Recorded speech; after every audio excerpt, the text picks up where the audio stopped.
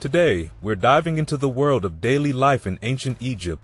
You know, when we think about ancient Egypt, it's easy to get caught up in images of towering pyramids and mighty pharaohs, but there's so much more to their story. Contrary to what you might have heard, life in ancient Egypt wasn't all about death and hard labor.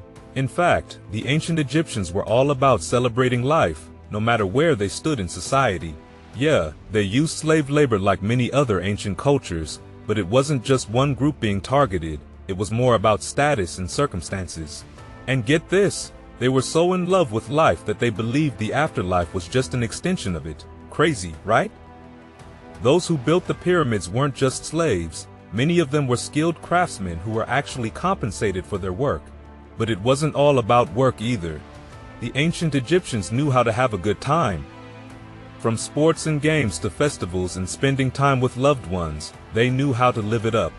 Plus, they were big believers in magic and harmony, thinking it was the key to a happy life. Now, sure, ancient Egyptian society had its classes, but that didn't mean the rich had all the fun.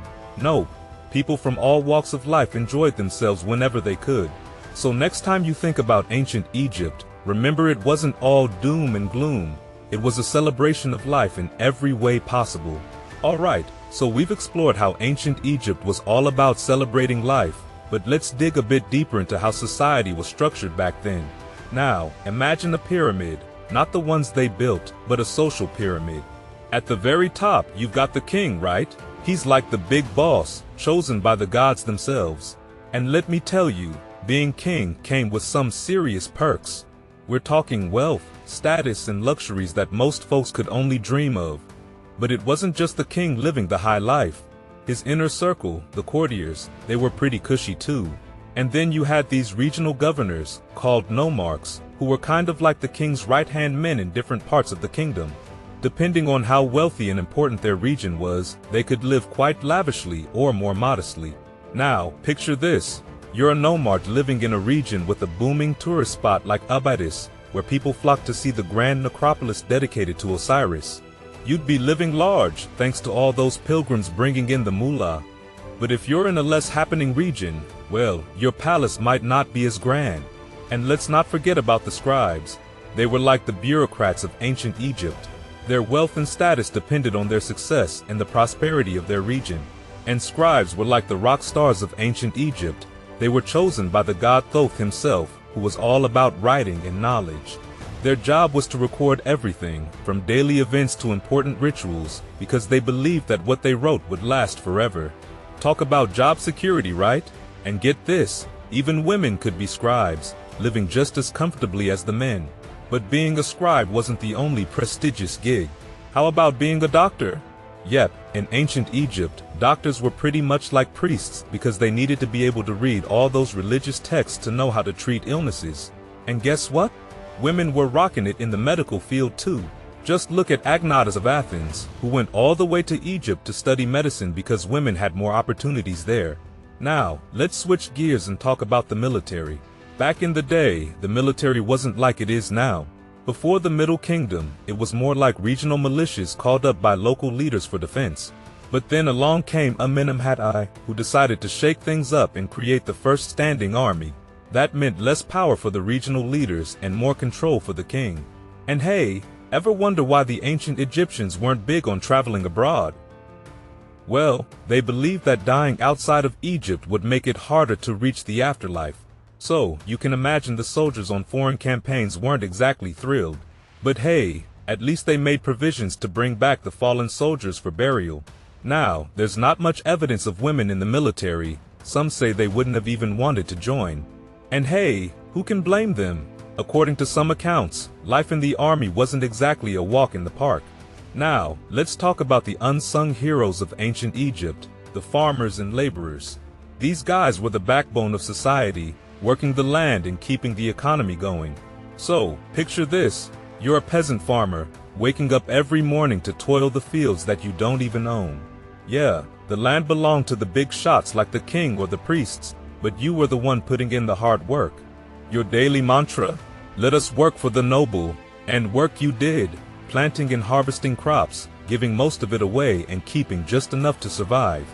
Now, back then, the Egyptian economy ran on a barter system, with the currency being the deben, kind of like our modern-day dollar. But here's the thing, there were no deben coins, just chunks of copper that determined the value of goods. These peasant farmers were the ones producing the goods that fueled the trade and kept the culture thriving. And hey, let's not forget about the monumental projects like the pyramids. Contrary to popular belief, they weren't built by slaves.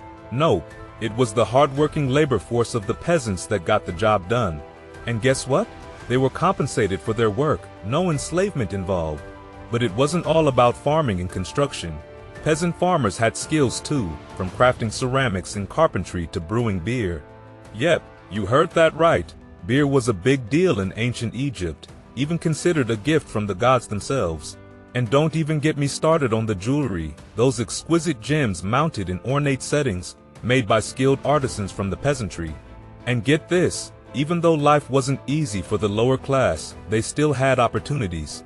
Some of them filled the ranks of the army, while others even became scribes. Sure, most jobs were passed down from father to son, but hey, there was still room for ambition. Now, let's talk about where all these folks lived and how justice was served in ancient Egypt. Spoiler alert, it wasn't all pyramids and palaces.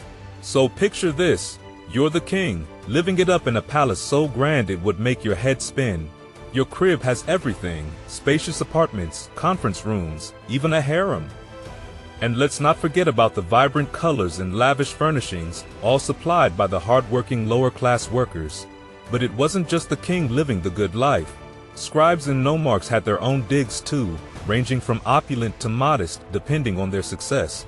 Take Nebmer-Nacht for example. Dude claimed to live like a king himself, with land and slaves to boot. Now, let's switch gears and talk about crime and punishment. Yep, even in ancient Egypt, there were bad apples looking to steal someone's hard-earned riches. But fear not, because Egyptian law was swift and just. Back in the day, you'd be brought before the local official, kind of like a judge, who would hear your case and dish out a verdict. And get this, sometimes they'd even consult the god Amun himself for a divine judgment. Talk about high stakes. Now, depending on the crime, punishments ranged from fines to mutilation or even death. Yep, you heard me right. Death sentences were carried out immediately, no messing around. And forget about lawyers or appeals. Once the verdict was in, that was that. Now, let's dive into the family dynamics and leisure activities of ancient Egypt. Spoiler alert, they knew how to have a good time. First off, let's talk about the role of women. In ancient Egypt, women had some serious rights. They could own businesses, land, and even initiate divorces. Talk about girl power, and get this, at least 4 women even ruled Egypt, like the famous Hatshepsut and Cleopatra VII. Now that's what I call breaking the glass ceiling. When it came to marriage, things were a bit different. Most marriages were arranged by the parents, and girls were usually hitched around age 12, while boys were around 15. And get this, royal kids were often betrothed to foreign rulers as infants to seal treaties. But hey, at least they didn't ship off the ladies to lesser lands. Now, let's talk about family life. Sure, the wives of farmers didn't join their husbands in the fields, but they had plenty to do at home, keeping things clean, tending to animals, and raising the kiddos. And cleanliness was key, my friends, both in person and in the home. But it wasn't all work and no play. Nope. The ancient Egyptians knew how to kick back and have fun. From sports like hockey and handball to board games like Senate, they had plenty of options. And let's not forget about music, dance, and even wrestling. They did it all. And hey, ever heard of shooting the rapids? It was like a wild water adventure, ancient Egyptian style.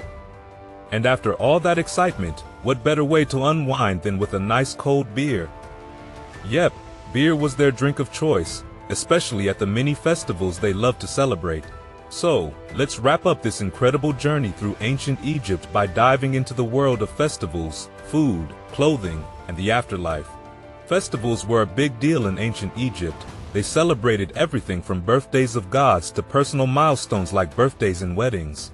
And you better believe these festivals were all about feasting and having a good time. Picture this. Tables piled high with all sorts of delicious vegetarian dishes, with some lucky folks getting to indulge in meat too. Plus, there were probably some epic parties thrown in there for good measure. Now, when it came to clothing, linen was the name of the game. From simple kilts to more elaborate dresses, everyone rocked the natural look most of the time. But hey, when the occasion called for it, they weren't afraid to glam it up with colorful designs and accessories. Footwear was optional for most folks. Barefoot was the way to go, unless you were headed somewhere fancy or far away.